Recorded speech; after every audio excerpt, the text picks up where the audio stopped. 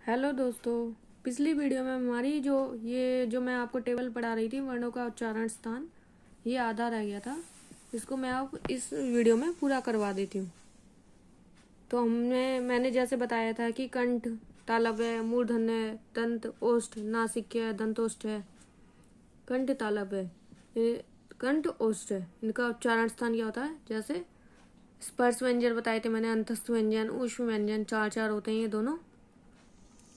तो दोस्तों हमारा ये 5वां पॉइंट मैं आज बता रही हूँ आपको कि ओष्ठ। ओष्ठ में क्या क्या आता है? सारा पै वर्ग आता है, और छोटा ऊ और बड़ा ऊ। ये क्या है? हमारे होठ को छूते हैं। जब भी हम ऊ बोलेंगे तो हमारे लिप्स आपस में टच करेंगे।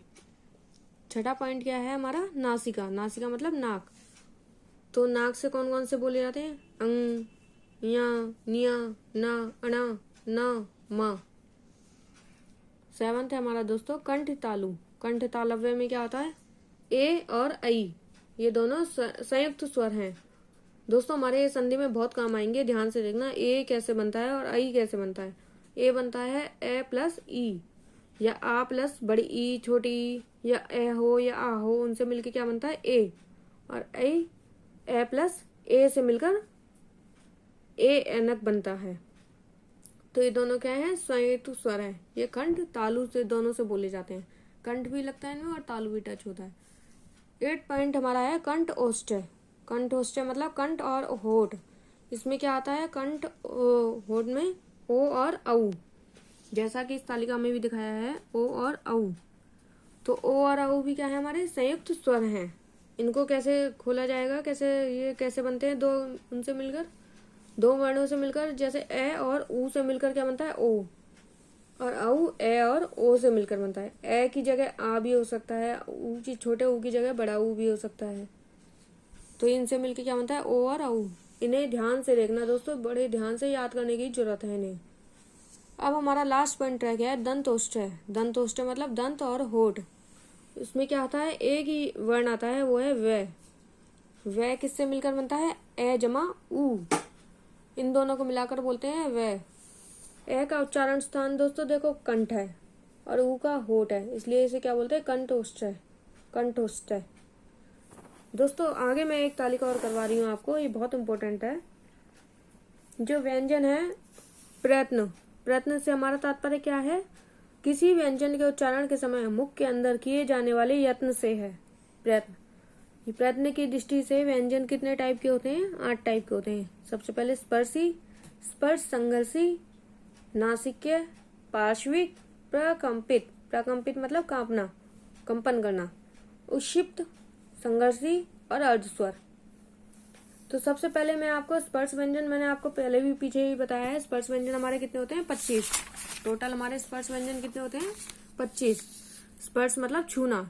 जो व्यंजन जिन के उच्चारण में जो किसी भी, जैसे कंठ को टच हुआ, जीवा को टच हुआ, कंठ तालव्य को हुआ, जैसे अभी मैंने आपको पिछली वीडियो में उच्चारण के स्थान बताए थे, वही है स्पर्श व्यंजन हमारे 25। दूसरा है स्पर्श संघर्षी। स्पर्श और संघर्षी, जिसमें जीवा यानी जीव और तालु के मध्य संघर्ष होता रहता है। इसमें कौन कौन से आते हैं? च, छ, जय, झ। ये क्या है? स्पर्श संघर्षी व्यंजन कहलाते हैं, क्योंकि इनके उच्चारण में जीवाग्र और कठोर तालु के मध्य स्पर्श और संघर्ष होता है। तीसरा है नासिक्य। नासिक्य में क्या है? मैं, न, ये न, निया। ये 4 नासिक्य व्यंजन है। इनके उच्चारण में वायु नासिका से, नाक से बाहर निकलती है। फोर्थ है पार्श्विक व्यंजन। पार्श्विक व्यंजन में एक ही आता है, वो है ल। ल इसको क्या बोलते हैं? पार्श्विक व्यंजन। कई बार एग्जाम में पूछा जाता है, 4 आपको ऑप्शन दिए जाते हैं, उसमें ल, रे, य, व, इनमें से पार्श्विक व्यंजन कौन सा है? तो आपको याद रखना है पार्श्विक व्यंजन है ल। 5वां पॉइंट है प्रकंपित। प्रकंपित व्यंजन कौन सा है? र। ध्यान रखना दोस्तों, इसका जो वर्ण है वो र होता है प्रकंपित में, जिनमें जीवा नाक मसूड़ों के समीप अंदर के आते प्रवाह के कारण 2-3 बार कंपित होती है। नाक और मसूड़े, जीवा, नोक। उक्षिप्त। उक्षिप्त में 2 होते हैं, ड और ढ। ये उक्षिप्त व्यंजन कहलाते हैं। संघर्षी व्यंजन। संघर्षी व्यंजन क्या होते हैं दोस्तों? जिनके मध्य वायु रगड़ खाती हुई निकलती है, दोनों स्वर तंत्रियों में से। संघर्षी व्यंजन होते हैं फ, श, जय, श, ख, ग और है। एक लास्ट पॉइंट बचा है दोस्तों, वो है अर्धस्वर। अर्धस्वर दो होते हैं, य और व्य। य के उच्चारण में जीवा का ऊपरी भाग कठोर तालु के पास आता है और व्य के उच्चारण में दोनों अधर पास आते हैं। ध्यान रखना, बस आपको इतना याद रखने की जरूरत है कि अर्धस्वर में कौन कौन से आते हैं, य और व्य। इन दोनों के नीचे हलंत लगा हुआ है। एक होते हैं दोस्तों द्वित्व व्यंजन। द्वित्व व्यंजन क्या होते हैं, जिसमें जैसे एक जैसे वर्ण दो बार आए, जैसे आधा क, पूरा क, जैसे